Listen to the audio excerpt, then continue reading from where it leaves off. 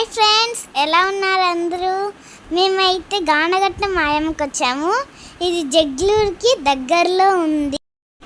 Temple చూడండి ఎంత బాగుంది. మేమైతే ఫ్రైడే వచ్చాము. ఇక్కడ ఫ్రైడే ట్యూస్డేలో బాగా జరుగుతుంది. టెంపుల్ చూడండి ఎంత రష్గా ఉంది. ఫ్రైడే కదా, జనం ఎక్కువ ఉన్నారు.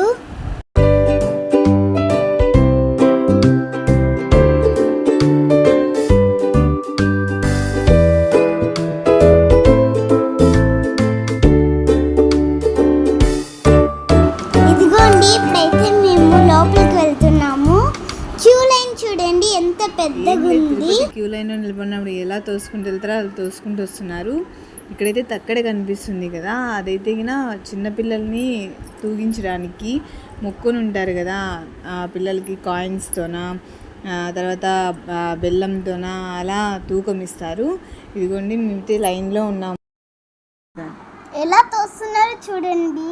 జీతుకైతే తలకు తగిలింది. ఈవిడ చూడండి చిన్న పిల్లలని కూడా లేదు, తోసుకుంటూ వెళ్ళిపోతుంది. అమ్మవారు ఎన్ని రూపాల్లో ఉన్నా చూడగానే మనసు చాలా ప్రశాంతంగా ఉంటుంది కదా. అమ్మయ్య, మొత్తానికి దర్శనం అయితే అయిపోయింది.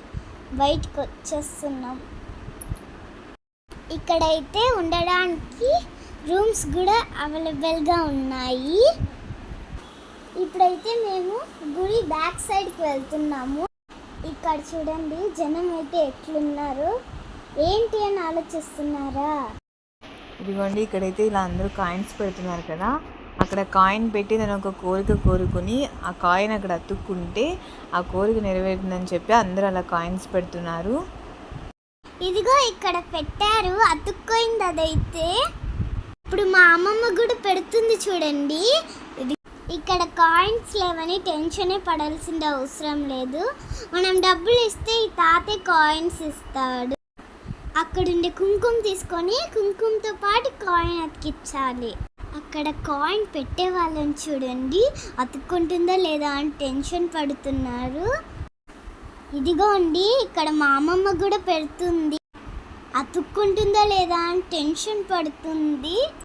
అమ్మయ్య, అమ్మమ్మ కాయిన్ అయితే అతుక్కోయింది. ఇక్కడ ఇంకొకటి మెయిన్ ఏంటంటే పిల్లలు కాని వాళ్ళు ఉంటారు కదా, వాళ్ళకైతే వడి నింపుతారు.